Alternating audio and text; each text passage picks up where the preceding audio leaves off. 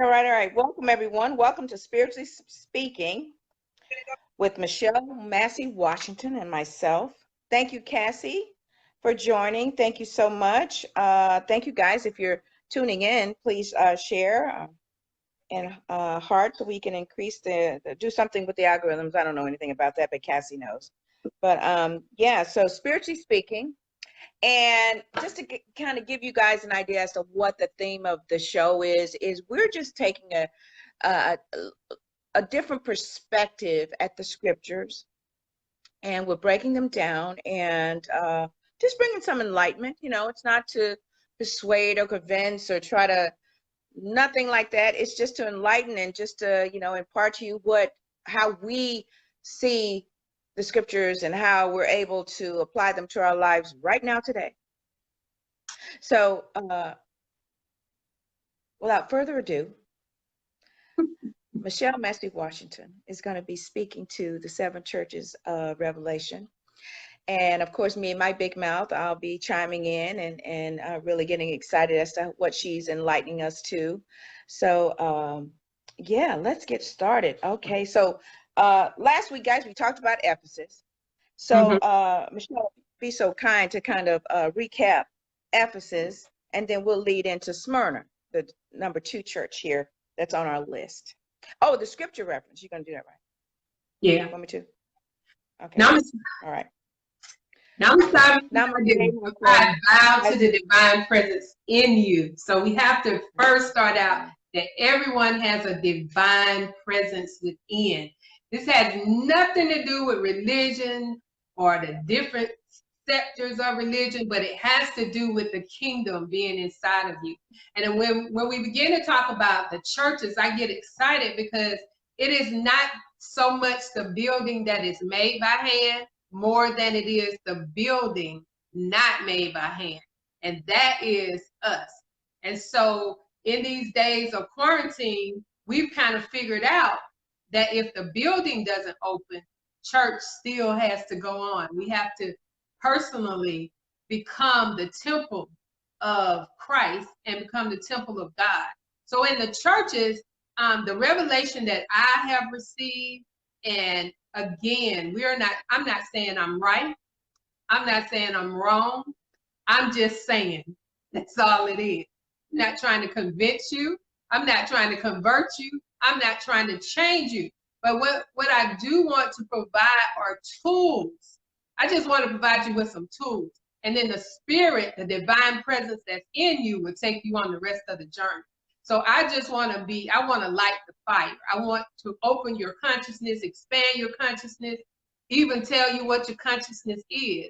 But we talked about those churches as different aspects of you in your walk with Christ. Different aspects of where you are in your journey, in your purpose, in your divine walking with him. So last week we kind of talked about Ephesus, and it's not what we're doing right, it's what we're trying to perfect. So we're not necessarily wrong. The thing is, we don't want to go back to the tree of life where we're discerning good and evil. We want to go, the tree of good and the knowledge of good and evil. We don't want to go there. We want to go to the tree of life. We want to go to where there is everlasting to everlasting. And so the church of Ephesus, God was telling them, you're doing all of this good, you're doing all of this good, and you're doing all of this good. And it's all right in what you're doing good. But we always want to perfect. We don't always want to remain. We want to expand our consciousness. We want to move. We don't always want to be a monument. We want to be a movement. We want to be moving from higher and the glory to glory, from grace to grace. We always want to keep expanding. As I always tell people in my meditation, all of this right here is creativity. All of this space right here. So that means every place there's not something, there's nothing.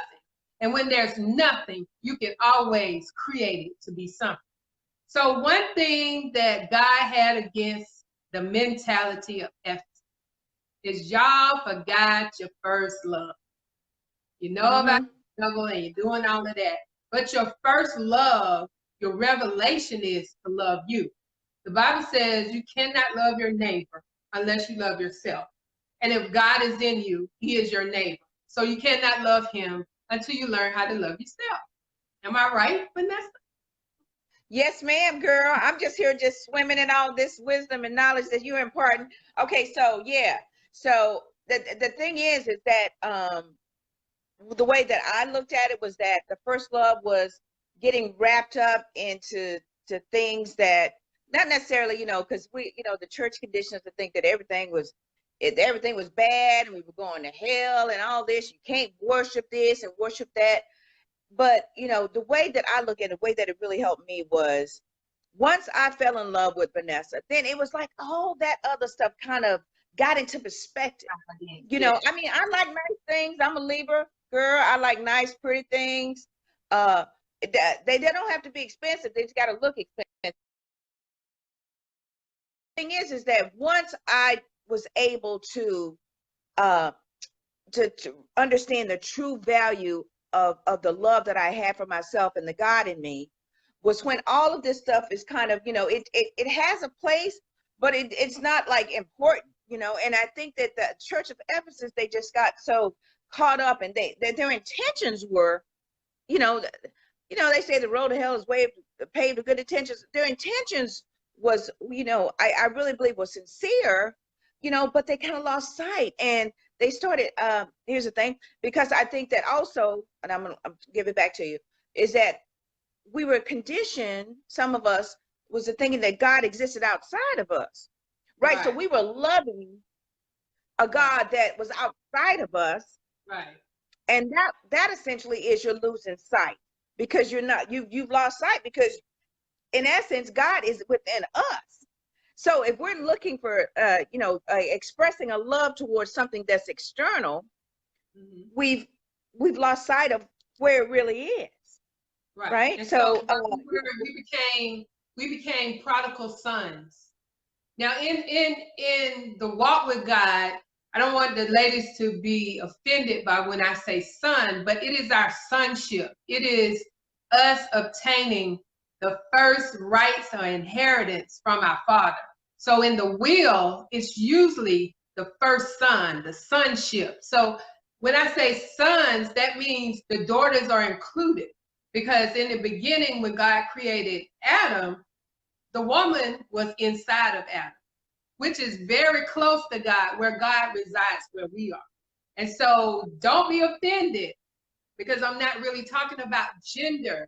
I'm talking about your place in the kingdom, where you receive all of your inheritance, not some of them, but all of them. And so what we have to do is reflecting back to where God said, you lost your love, your first love. This is the first person that you should love in life.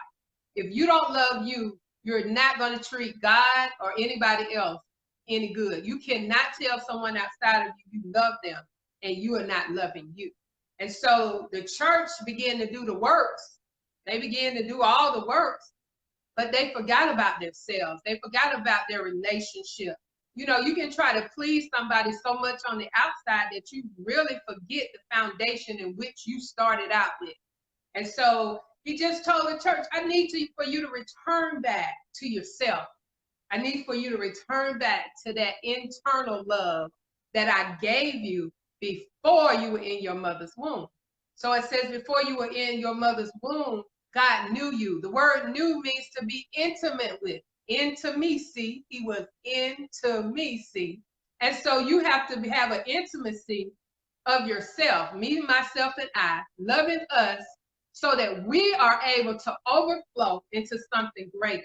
So there have been times in my walk with God that I have always been in the church made by hand. So I did the work. I sang in the choir. I did a praise team. I did prison ministry. I did all of those things. But there did come a time where I was so busy doing those things, I forgot about me. And then when I forget about me, yeah. This is what, when you were talking about that, it came to my recollection here, is that when you, and this is how you can really tell, when you don't really have a true love for yourself, the God in you, you tend to want to do things. You become a people pleaser, right? And they were doing all this stuff with the intention of pleasing everyone and being expressive, you know, that we're followers of Christ and this and that and whatnot. We're doing all this and everything, but thank you, Spirit. Their motives were wrong. Right. You know, and it's because, and I'm guilty of it. That's how I can relate, because when I didn't have a self-love of myself, I was always trying to do things to please people, to get that, oh, thank you, you're doing great, and all this kind of stuff. Oh, you're so sweet and kind. And you know, Spirit had to check me one day. He said, why are you doing what you're doing? You doing all this serving and all this stuff, and then you come home and then you be just as depressed and sad. Why are you doing this? You know, don't you know these people can see that? Right. And I really had to, you know, just go within and say, you know, you're right. And I really had to make a decision. I said, you know what? I'm not going to be doing anything anymore unless I feel inspired to do it, unless I feel compelled by Spirit, you know, nudging me and giving me that little signal that, yeah, I want you to do that. And, you know, a lot of people are not going to be happy about that, because when you start to say no, you start to see people's true characters, honey. And I had to do that for myself, because once I started putting me first, then that's when I started putting God first. Right. Because he exists within me. And so it's not actually taking God out of the equation. It's actually including him in the equation. And so what we have to do is spiritually see. Remember, these are physical eyes and they're illusional. We don't walk by sight. We walk by faith. So there's an inner eye, what I call the first eye. And you really have to go in. A double-minded man is unstable in all of his ways. So when you're looking from these eyes, sometimes we become double-minded. We are trying to please God and trying to please the people, and we end up not doing anything that is a pleasing scent to God or pleasing fragrance to God. So the church of Ephesus, the mentality that you may have had, where you're so busy ushering, you're deaconing, or you're mothering, or you're the pastor's armor bearer, or you're doing all of these things. All of that is good, and I'm not telling you to stop doing that. But if you've lost your first love, if you're not paying attention to your children because you got to go to choir rehearsal, or you're not fixing dinner because, you know, doing those things, family first. Now, God created the family before the church. I'm sorry for those of you that thought it was the other way around. But and that family is you. That family is you. Right. He created the family first. Everything in you is inclusive. And so what God has been saying to me this week, and we're going to get to the next church of Smyrna, but what God has been saying to me this week is, I've been hearing it all week. Seek ye first the kingdom of heaven, and all these things be added unto you. And I've heard that a million times, but I did not hear it like I heard it this week. So this week I made a step. I'm not ready to reveal yet. I've revealed to some, but not to all. Because at the step that I'm taking and this level of faith that I'm taking, I cannot have the naysayers. I cannot have the negative people saying I can't do it. I have got to encourage myself and keep moving forward. But this week, when he said, seek ye first the kingdom of heaven. And so the divine presence in me, he said, I need for you, he says, not that you don't trust me, but you don't trust you to trust me. I'm going to say that again. It's not that you don't trust me, but you don't trust you to trust me. So he was talking to me, and he said, I want you, there are people that are seeking the kingdom. That means they're looking for it. He said, you're not looking for the kingdom. You're already conscious of the kingdom. So he said, I want you to take the K off, because you're not searching anymore. You see the kingdom of heaven within. Means you're conscious of it, means you're aware of it, means you've been enlightened of it. And he say, you see the kingdom of heaven. Now, all the other things are going to be automatic. So when you see it, you don't necessarily have to pray for it. I know some of the church folks ain't going to like this. But before you can ask, God has already done it. Before you can think of it, more than you can ask or think according to the power that's working in you, you have got to see the kingdom and then be on automatic. All these other things will start rolling in. So right. And I was trained to that what the word kingdom means is God's way of doing things.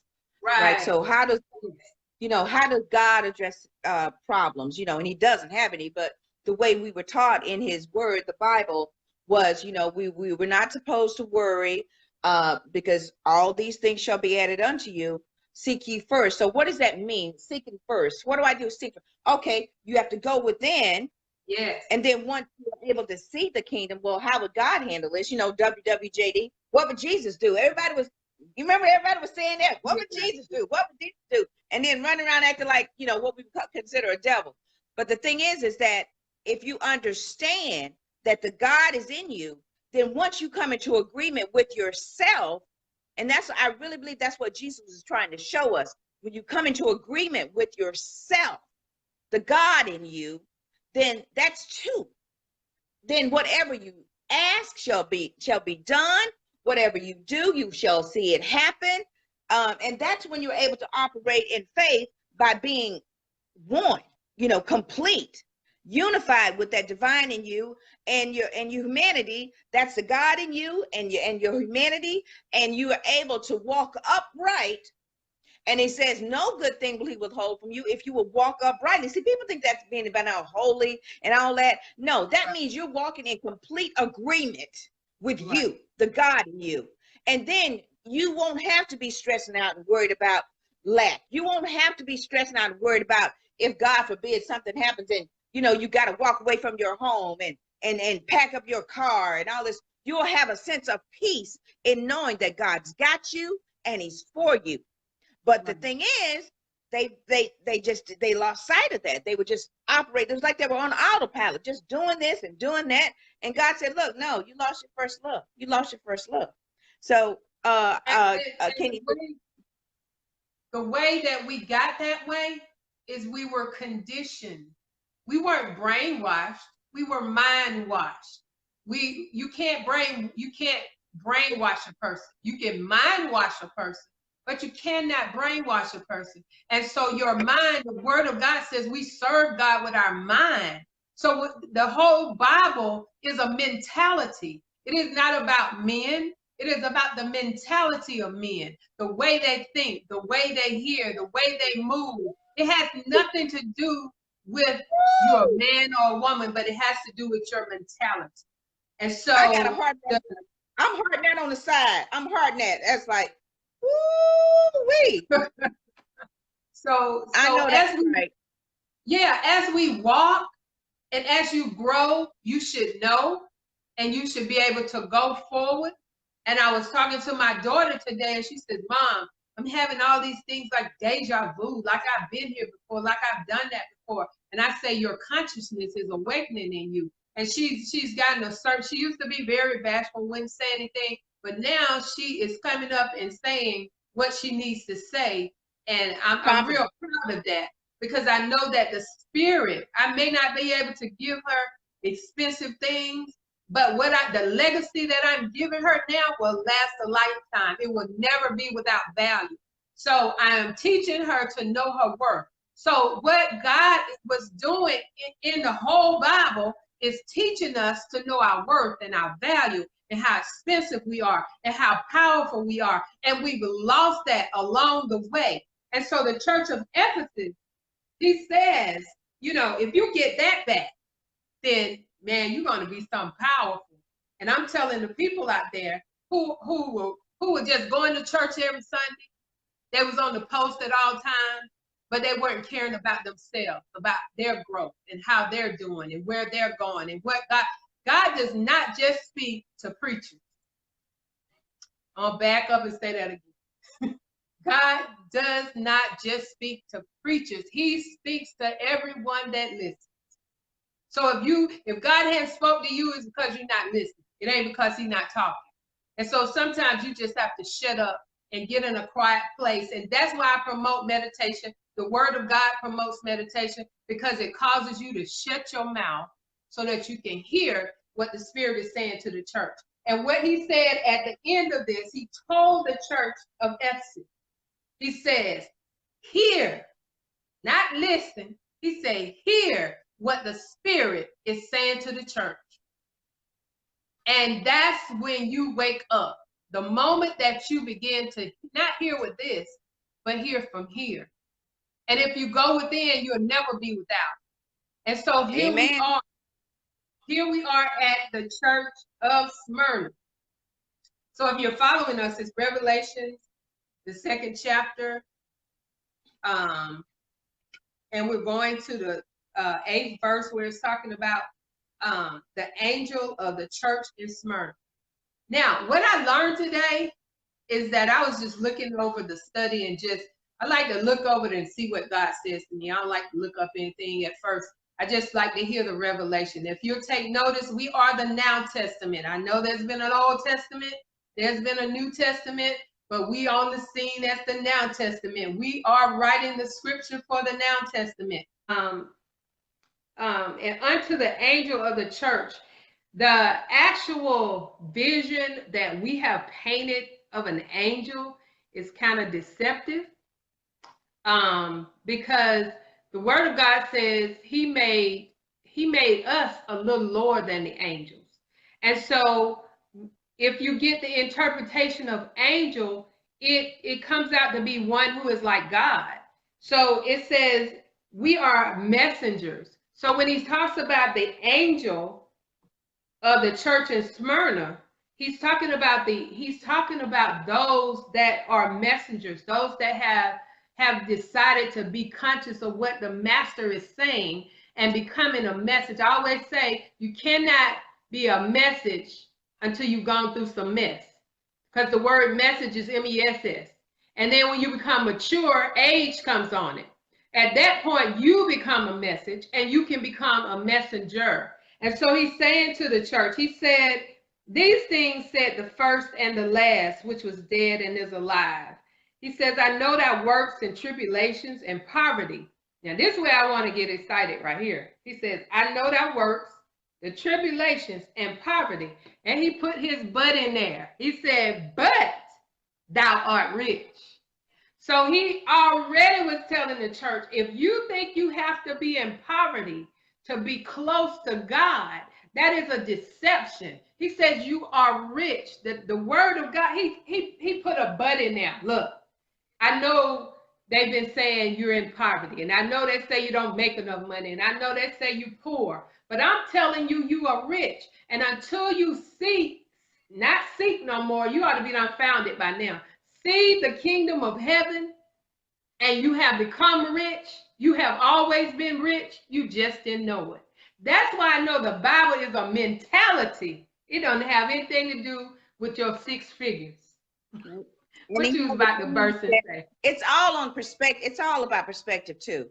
You know, yeah. My idea of rich is not your idea of rich. You know, and the thing is, we have to, once we realize exactly what that looks like to us, to me, rich looks like I'm healthy, my needs are met, I'm filled with joy and gladness.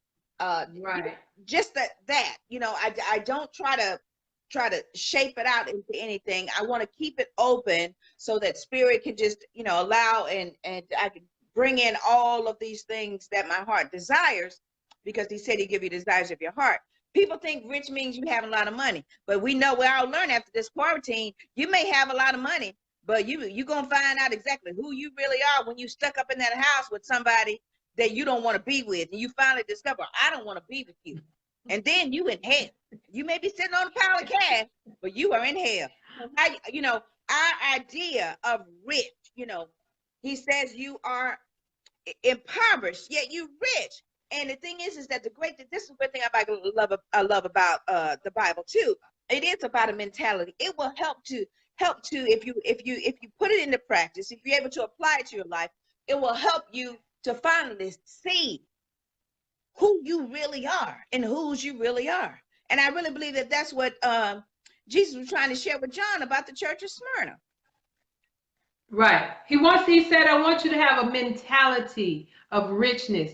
God always speaks to us in holistic. We're the one that divides it up. He doesn't want some to be healthy and some to be sick, some to be rich and some to be poor. He speaks in a holistic. So you have to be able to be conscious of that, to know that you are in the wholeness of God. There is no halfness of God. There's no partiality. There's no almost. There's no tomorrow. This is the right now wholeness of God. And he said, the angel, you are an angel. You're a messenger. You've been through so much mess. You know, people talking about going to an afterlife of hell. Most of us have already been there, the gashing of our teeth, and it was really hot there, and we were uncomfortable. We've already experienced that. Now we need to get in the mentality of the richness of God. We need to find the mastermind, which is Jesus, and the mentality and all his disciples that bring on those aspects of our richness. He said, I know you done experienced poverty, but you're rich. Somebody need to hear that today. I know you've been through the hardness, but you are rich. And until you think of that, until you become conscious of that, you will fall back into some of these ways of those 7 churches. And now while you were saying, I feel God.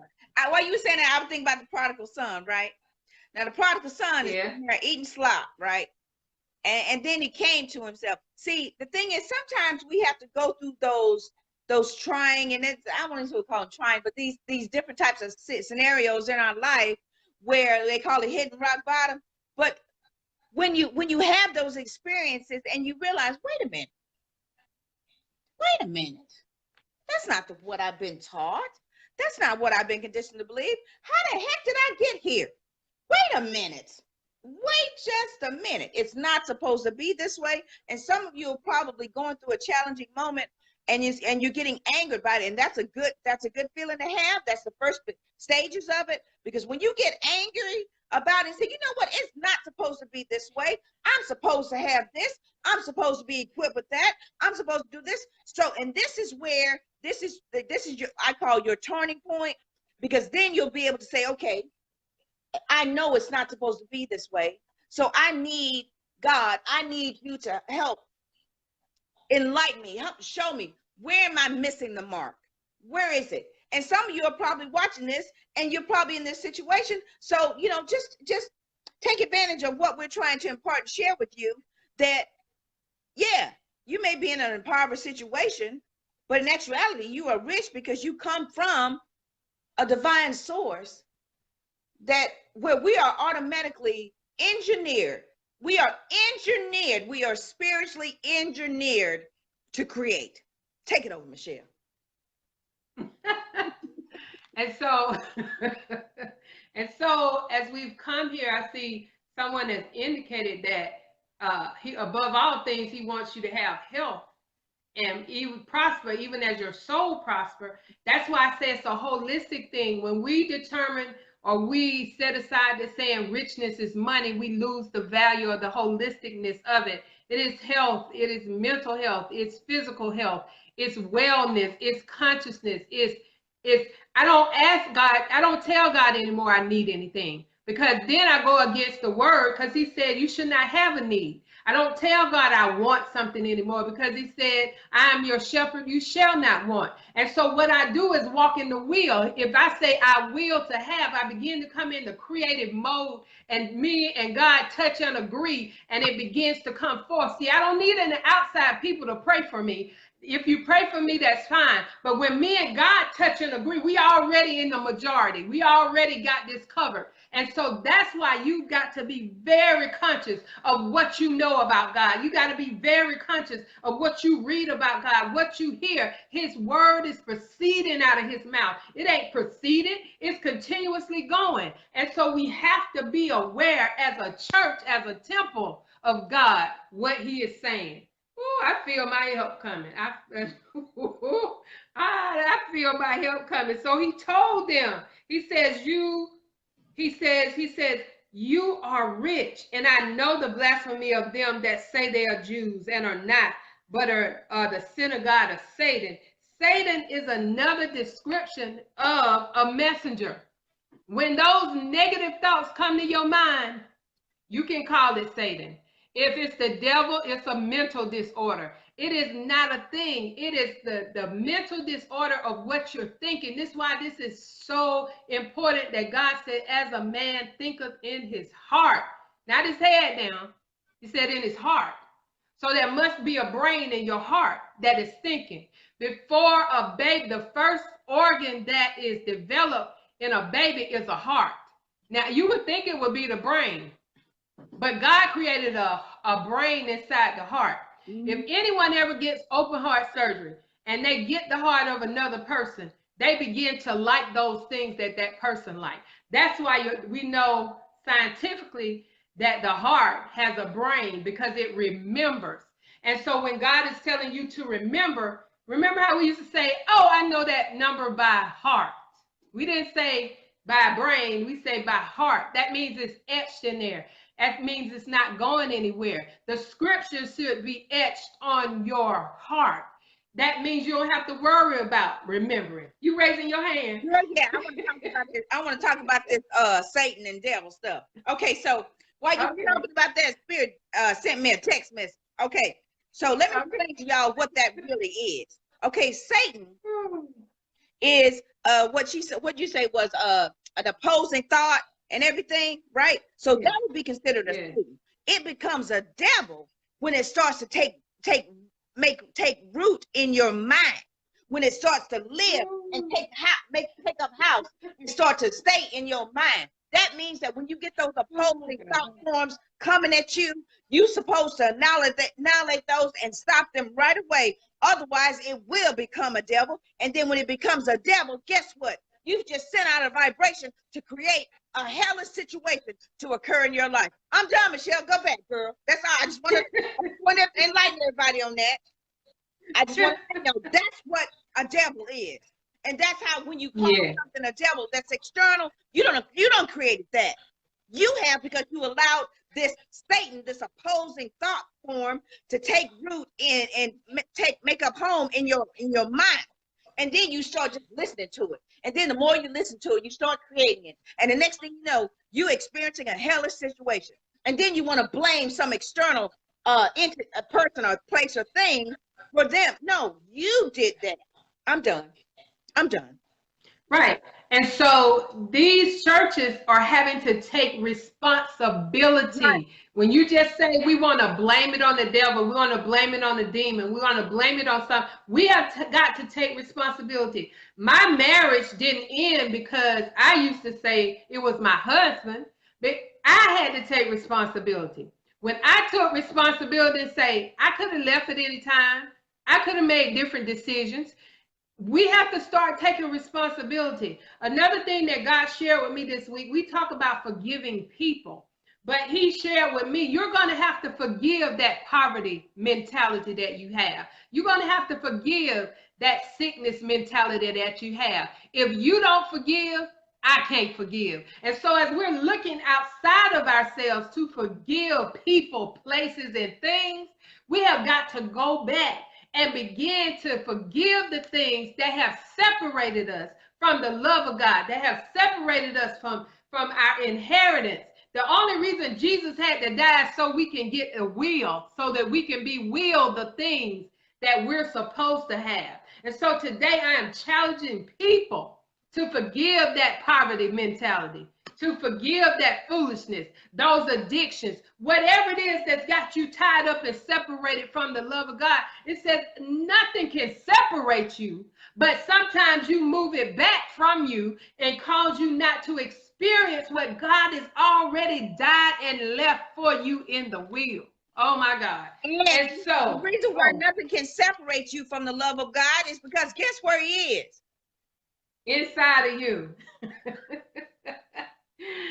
The old church used to say, God can't bless you in your mess. He may not bless you in your mess, but he'll bless you out of it.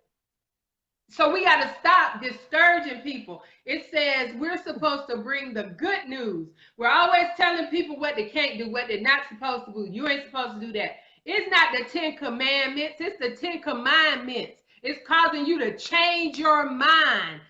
That's why those are there for us in place.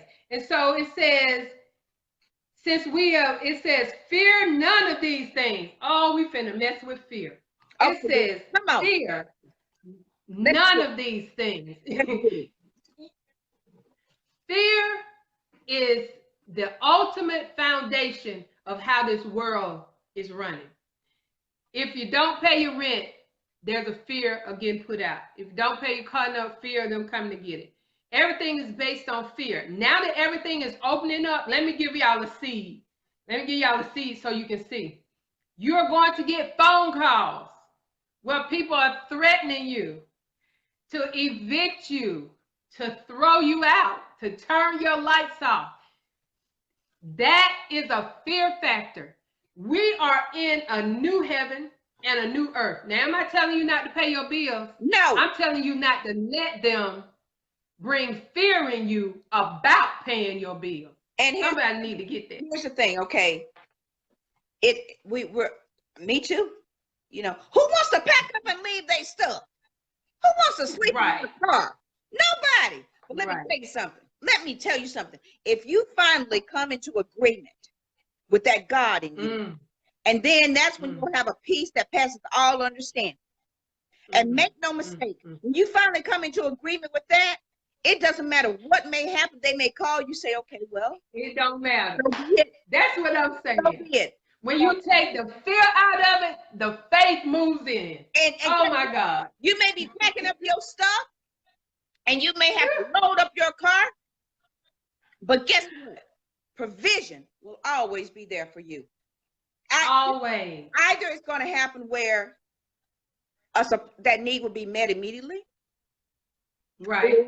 Provision will be made. Go ahead, girl. Or you may receive favor. Favor can be extended time. And so you have to not walk in fear because God will provide. We move in fear because we're afraid to trust the God that we trust. It's not that God is not trustable. It's that we don't trust us to trust God. And so as we move forth to be in the mentality of the church, where it says, fear none of those things which thou hast suffered. You don't have to be afraid of anything. Everything is going to come after you at this time in fear. But this is a new heaven and this is a new earth. And if you continue to do the things the way you used to do them, you're walking in sin. Sin means missing the mark. That's all it means. All it means. You're missing the mark that God has sent you a new heaven. When he broke through the clouds, he was breaking through your mentality. And he's never left. He's always been here because he's always been here. And so when you get that mentality and you know that, see, there's some things, I used to be a believer, but now I'm a knower. Because believer has some kind of doubt in it. But when you're a knower, you can call me Vanessa all you want to, I'm not going to answer. But when you call me Michelle, I know that's my name. And so I'm going to answer to that. So some of y'all need to stop answering to these people calling you fear and you saying what? Right. That is not your name. And see, here's the thing. You become what you consume. Okay, you are what you eat. Ooh. People think that means food. It means stuff you're listening to. It means stuff you're looking at. It means stuff, and then you look at it and you hear it, and then you start feeling it. That means you're consuming it. So then you become that. So if you're watching stuff and hearing stuff that's fear-based and everything, then you start consuming that, and guess what you become? Fear. And it don't matter how much you speak in tongues. It don't matter how much you dance around your house. If you're watching that and you're consuming that, you will become that. And guess what? You will experience that. This is why I'm adamant about everybody being watchful over what you watch, what you say, what you feel, and what you hear. You have to start mastering that and taking that back, because otherwise you will forever be living out this nightmare called your life of everything that you're watching and listening to and saying. So, it's up to you. You can continue on and be on that timeline if you want to. Vanessa done changed her mind. I'm over here on Faith Street. I'm over here on being the master of my soul. Y'all can do that if y'all want to. and I'm just gonna sit here and eat popcorn and just send a kind word and some prayerful energy to y'all that grace will be with you. But I'm gonna be over here, and you have to do what is necessary. And when you take that power back, you and the God in you can go on and create the heaven experience on this earth. Right, and that's the motivating factor. And I always say we've been created by the Creator to be creative, so start creating your creations and stop duplicating, meaning to come to your full purpose. There are some things that have not been created because you have not walked into the creative force that God has placed in you. And we're going to try to go ahead and finish this up, and we'll finish this church up. We got time. We still on Smyrna. Right? Okay, go ahead, girl. It says we talked about not having that fear. That is the motivating factor that you cannot walk in faith while everything is going good. You only walk in faith when stuff is coming against you. And so what we have to do is make sure that's all the time. Not just when we're in need of something, but when we're not in need of something. You're still having to walk in faith and knowing. You're having to relearn. You're having to delete all of that stuff that you used to know because it's not working no more. Why do we keep doing stuff that's not working? We keep, just because it's a ritual, just because it's a religion, just because it's a tradition. If it's not working, it's time for you to get rid of that. It's time for something new. We're not destroying the scripture. The scripture is a living word. A living word keeps breathing. It keeps expanding. It keeps enlightening. That's why it's the living word. So that's why we have all these interpretations. What works for me may not work for you. But what you need to do in your faith is have a relationship and a talk with God and say, okay, God, show me what works for me. Impart in me what works for me. Because I'm not trying to duplicate Vanessa. I'm not trying to have a morning show driving in my car with hot dog. That's her anointing. That's her anointing. Although I love it, I enjoy it, I am not trying to duplicate it. Because God spoke that to her. And that's why it is a popular thing that's happening. Because God spoke that to her. So we need to find our place. We need to stop duplicating and find our creative force, which causes us to move forth. And he said, behold, the devil shall cast some of y'all in prison. Now, when we talk about prison, the devil shall cast some of y'all in prison. Why? I ain't trying to go there. Why the devil cast you in prison? He's trying to cast some of y'all in prison. And now you creating this hellish experience. Yeah. Right. Right. And so you are imprisoned in your mind. Right. And so many of us are trying to get out of the prison because we don't recognize we are the prison. I'm going to just let that soak. Some of us are trying to get out of the prison because we don't recognize we are the prison. And so you have the keys to the kingdom. So if you want to get out of the prison, use your mental keys. Woo! I'm going to have to use that one. That's fresh off the press. I got to use that one for me because I am totally walking on faith. Totally.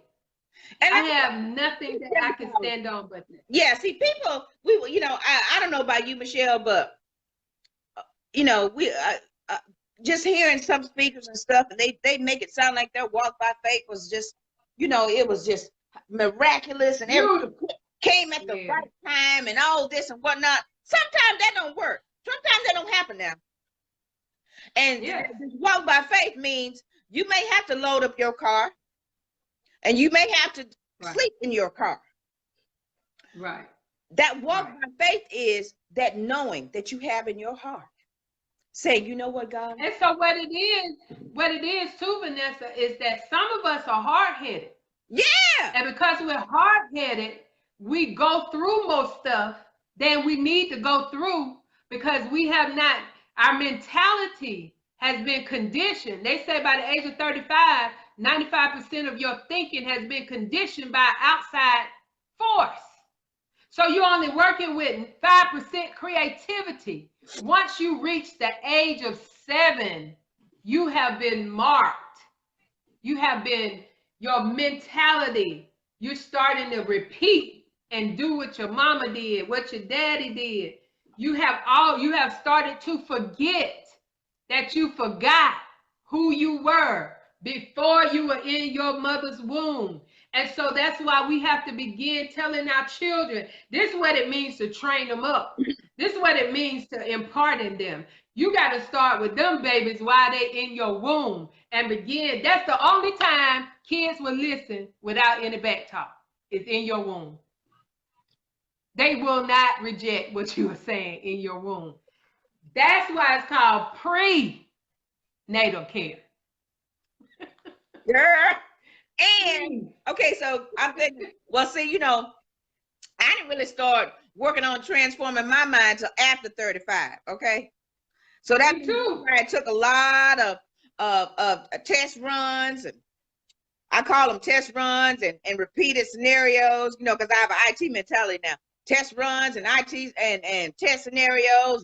I became a test case where Spirit had to take me through the same scenario over and over and over and over again until I was like, wait a minute.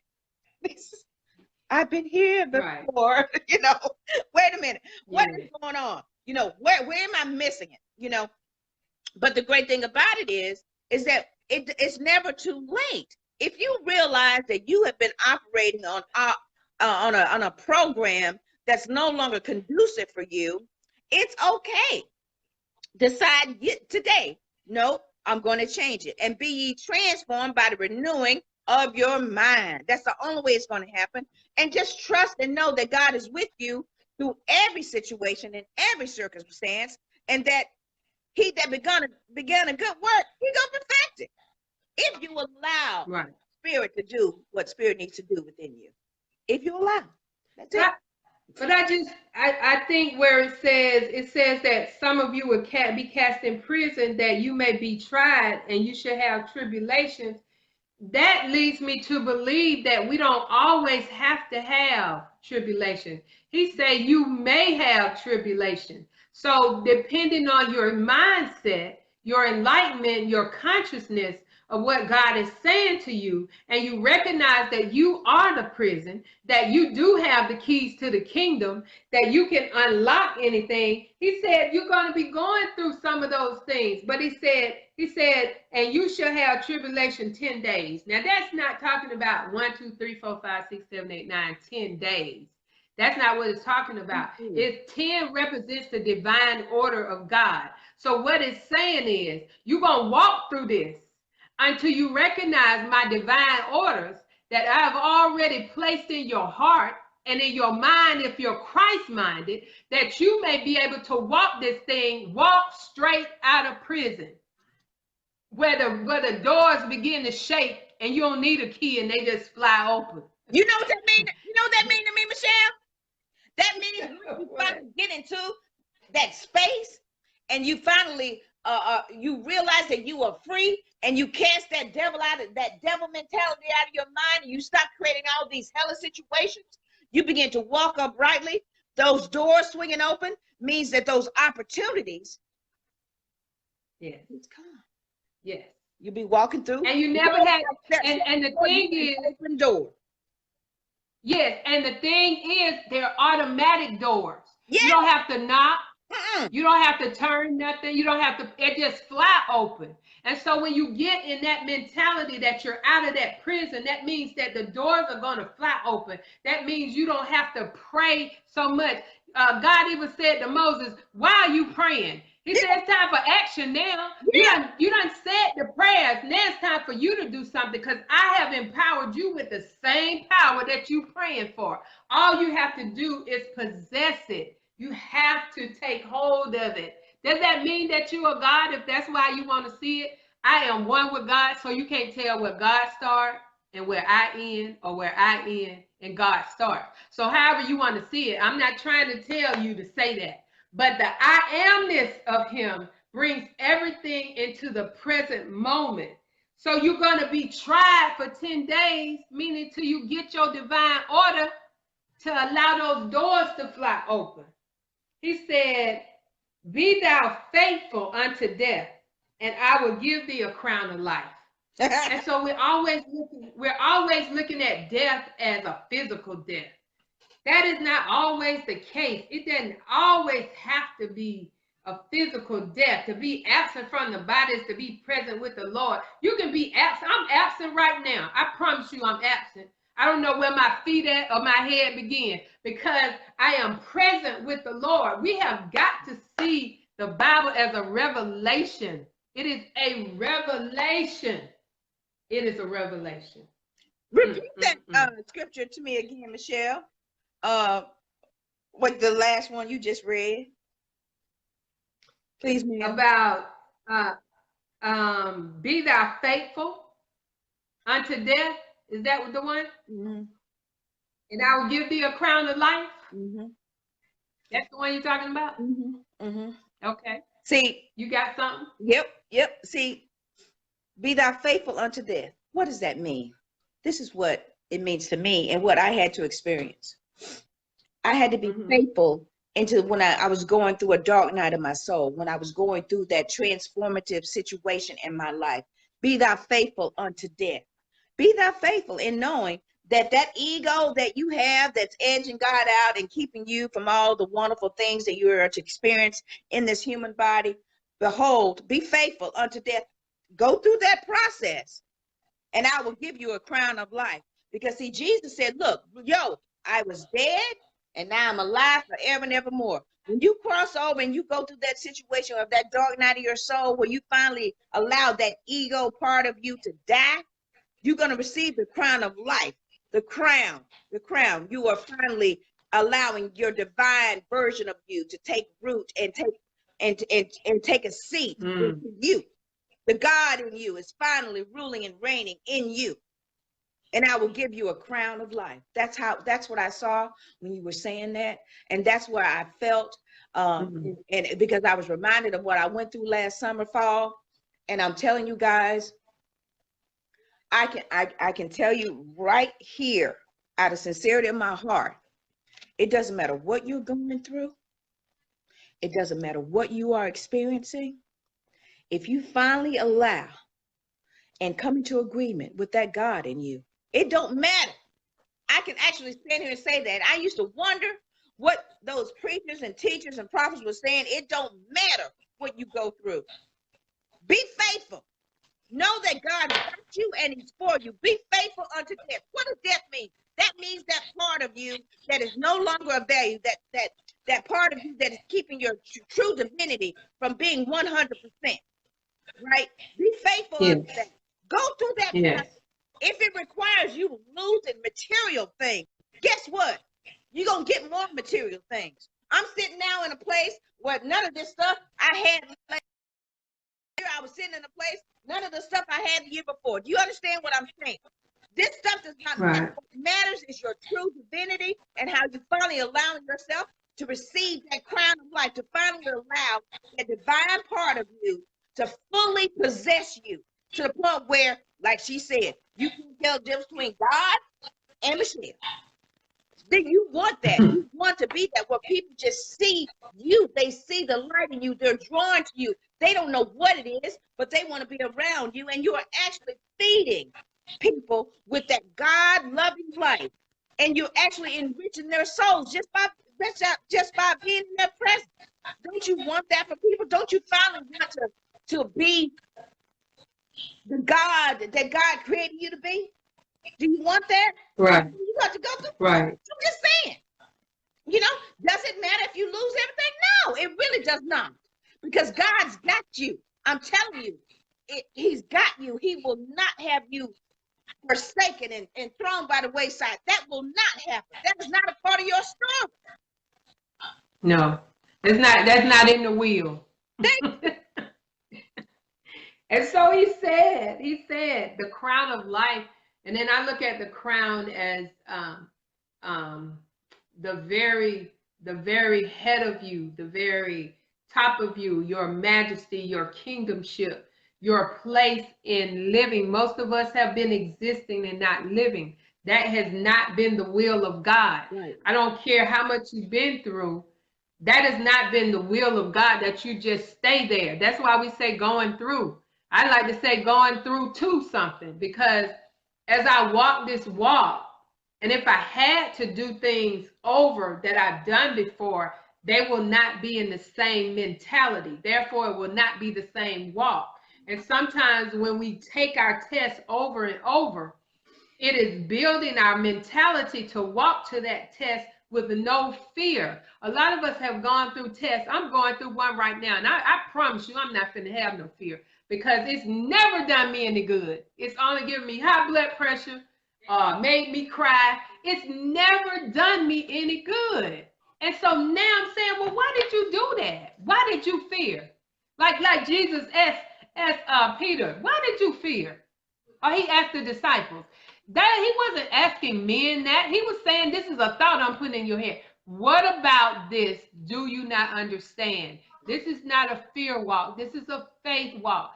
Do we have to go through things or not? That depends on your mentality. So what he was telling this church right here is he's telling you, be faithful. Be faithful on your own plane.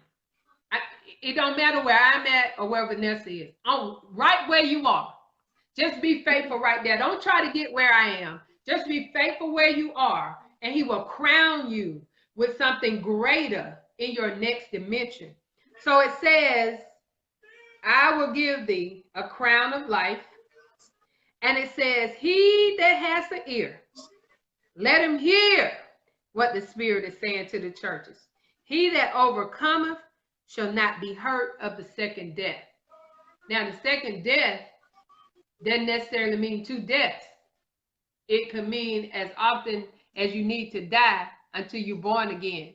That's why we have to be born again, because we keep dying to certain things and to certain situations. And he said, should we enter back into our mother's womb? No, we're not going back to the matrix.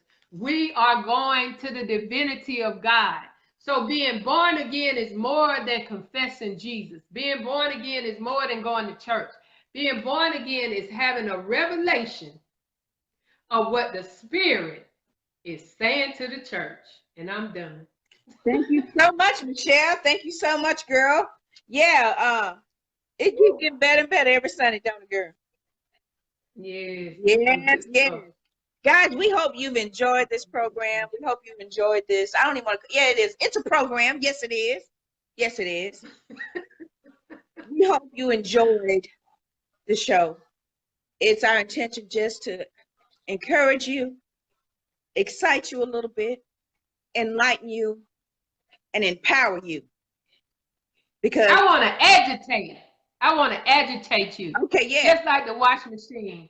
The washing machine will agitate you, but it'll also get you clean. So I am your motivator and your agitator. Oh, Lord. We hope I am so grateful. I am so grateful. God is just more than I can put into words, but I want to encourage the people. He said, if my people that are called by my name. So I had to look at what name I call him. And then I had to start calling myself that name. So we've got to become one. We've got to get in this marriage now. We got to be married to this mentality. We have to. We looking for somebody on the outside to be our soulmate. Baby, this is your soulmate. This is your masterpiece. This is your master planner. You have got to serve God with your mind. So I love you and praise God for you. Thank you, Vanessa, for the invite, the presentation, the spiritually speaking. Yeah, I love it. All right, so next Sunday, guys, we're going to be talking about Pergamum. The church of Pergamos. And Pergamum. Spirit downloads and sends us text message. But Michelle, I got a word for you. Me? Okay, I'm ready. I'm ready. Woo! You're getting ready to go through a teaching season, my love. And Stand strong. Go with the flow. Stay in tune. Wherever you are guided, you will be able to see the fullness of God's provision in your life. I'm just telling you right now. Fall into the hands. You've been taking this faith walk where you've been walking the tightrope.